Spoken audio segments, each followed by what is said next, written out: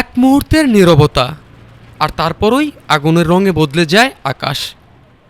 দক্ষিণ গাজার খান ইউনুসের পশ্চিমে আল মাওয়াসি গায়েদ শরণার্থী ক্যাম্পে হামলার অভিযোগ উঠেছে। স্থানীয় সূত্র অনুযায়ী শনিবার ক্যাম্প এলাকায় আগুন ধরে যায় একাধিক তাঁবুতে।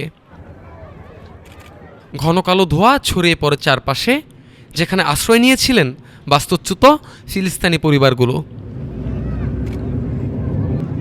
গাজার ফিলিস্তিনি সিভিল ডিফেন্স জানায়, ইসরায়েলি যুদ্ধবিমান লক্ষ্য করে হামলা চালানোর পর তাঁবুগুলোতে আগুন লাগে এবং তাদের দল ঘটনাস্থলে পৌঁছে সাড়া দেয়। স্থানীয় গণমাধ্যমের খবরে বলা হয়, হামলার আগে মাওয়াসি খান ইউনুস এলাকায় একটি ভবন দ্রুত খালি করার সতর্কবার্তা দেওয়া হয়েছিল।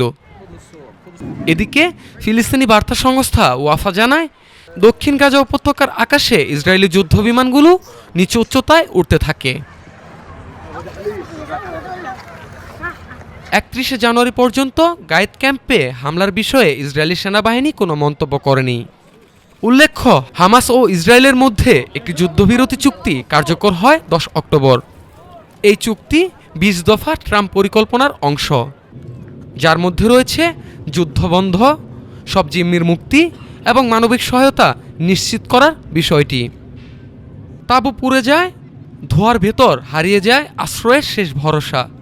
যুদ্ধবিরতি কাগজে থাকলেও গাজার আকাশে এখনো শান্তি নামেনি।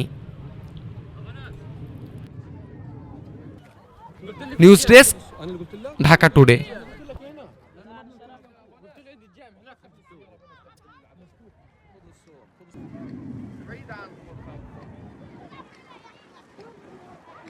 هاي عقبال ما راح تطلع.